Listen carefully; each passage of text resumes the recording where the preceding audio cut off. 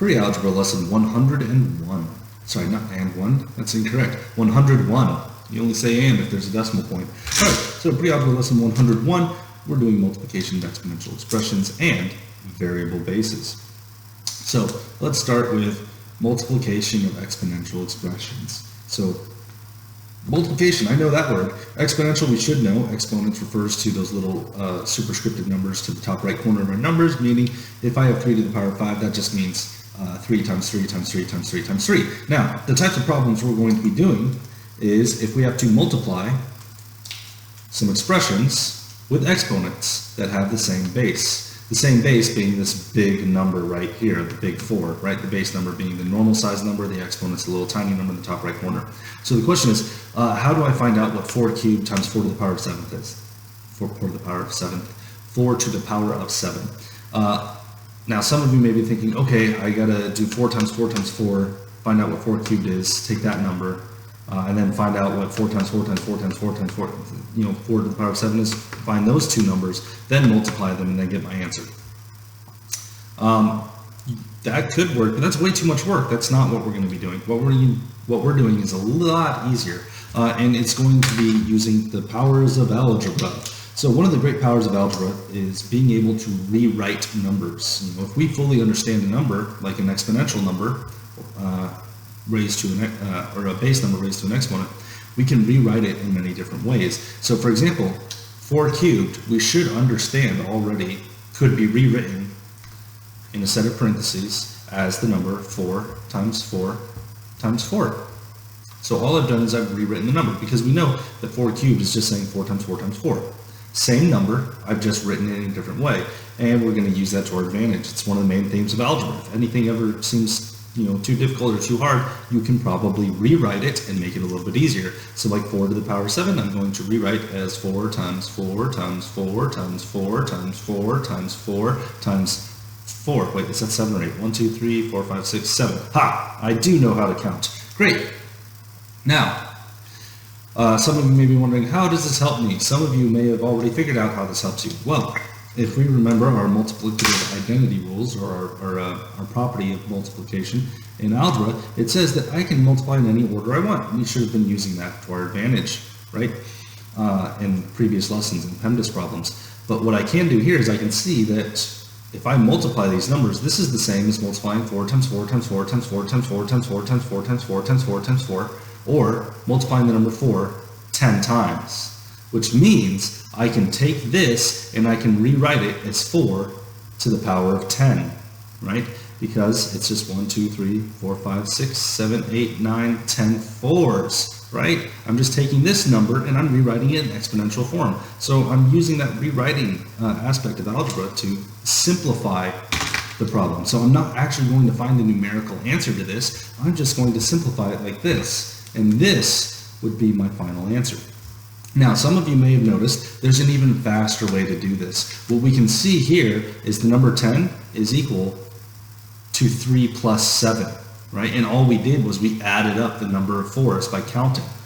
So whenever we have numbers to the same base, I mean they have the same big number, and they're exponential numbers, they're multiplying, I can simplify them by just adding the exponents. So the fast way to solve this problem, and the way that I want you guys to do it on your homework, is you check the base numbers. Are these both the same? Yes, they are. In that case, I'm going to add the exponents. 3 plus 7 equals 10, which means my final answer is 4 to the power of 10. Okay, now let's do a couple practice problems. Right? Let's say, oh wait, sorry, there's one more thing I have to explain. All right, now let's say, what if the base numbers are not the same? So let's say I've got 2 cubed times 5 squared times 2 squared. Okay, right? What can I do here? Well, if I were to rewrite this one, I would end up with 2 times 2 times 2 times 5 times 5 times 2 times 2. Now, when there's multiple numbers in here, I only combine the same number. So I'll only combine the 2's with the 2's, and the 5's, they have no friends, so they stay by themselves. So what happens here is I'm going to add this 3 with that 2, right? So 3 plus 2 is going to equal 5. Oh, whoops, I'm off camera.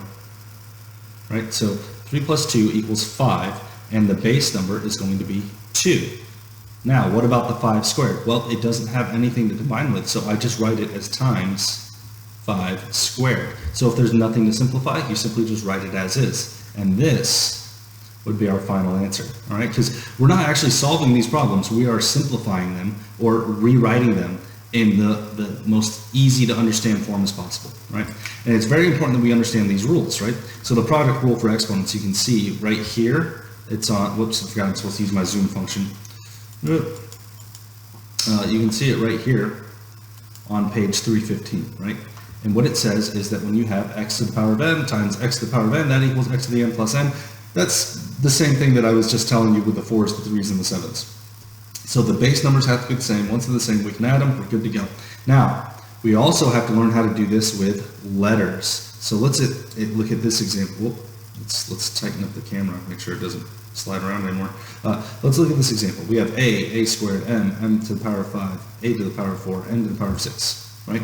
We're going to use the exact same rule on this. And now it's a little bit scary because now we have variable bases, right? So the base numbers aren't whole numbers anymore, now they're variables. But if you remember in these sample problems, the base number doesn't change, right?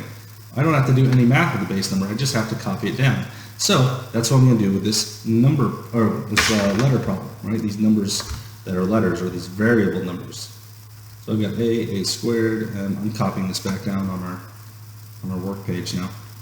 We've got a squared, m to the power of 5, a to the power of 4, m to the power of 6. Okay, so what I'm going to do here, it's kind of similar to like when we were adding like terms. I'm going to separate all my numbers with the same bases. So I've got a's, and a's, and I'll add those up. Right? What I have to add is I have to add the exponents, the 4, the 2, and then this one's a little bit tricky because you think, oh, there is no exponent. Okay, whenever there's no exponent, you have to put an invisible 1 there. There's an invisible 1 because there is one a. It doesn't count as nothing, all right? So those invisible exponents are very, very tricky. So if you ever see a letter with no exponent, don't forget to add your invisible 1. So now that I've done that, all I have to do is add 1 plus 2 plus 4. That equals 7. And then I copy the base number a to the power of 7.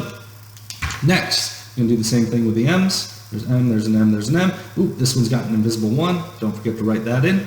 So now I do 1 plus 5 plus 6, and that gives me 12. So that's going to be m to the power of 12. And my final answer is a to the power of 7 times m to the power of 12. And I'm going to write it that way. I don't actually have to put a multiplication symbol because these are touching, right? And they're letters. I can write them right next to each other. And remember, when they're touching, that means multiplication. So that's it for this lesson. If you guys have any questions, let me know on the school website, and I will see you in class.